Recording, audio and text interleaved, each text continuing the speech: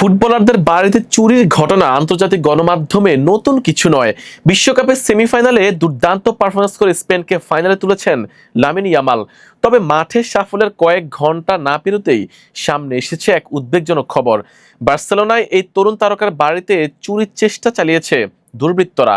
কি ঘটেছিল সেই রাতে, বিস্তারিত থাকছে প্রতিবেদনে। স্পেনের তরুণ ফুটবল তারকা লামিন ইয়ামালের বাড়িতে চুরির চেষ্টা, তবে নিরাপত্তা কর্মীদের তৎপরতায় ব্যর্থ হয়ে পালিয়ে যায় দুর্বৃত্তরা। সংবাদ সংস্থা এএফপি তথ্য অনুযায়ী বার্সেলোনায় দে লোব্রেগাত এলাকায় একটি বাড়িতে চুরির চেষ্টা চালানো হয়। যদিও পুলিশ বাড়ির মালিকের নাম প্রকাশ করেনি। বার্সেলোনা ভিত্তিক দৈনিক লা ভানগার্দিয়া জানিয়েছে বাড়িটি লামিন ইয়ামালের।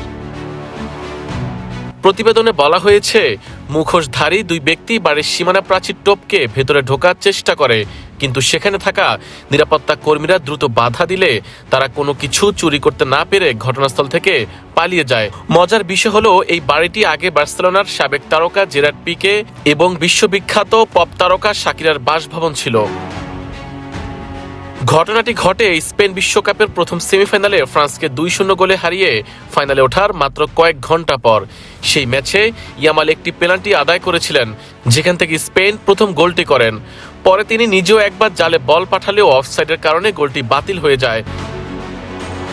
ইউরোপে ফুটবল তারকাদের বাড়িতে চুরি বা চুরির চেষ্টা নতুন কোনো ঘটনা নয়।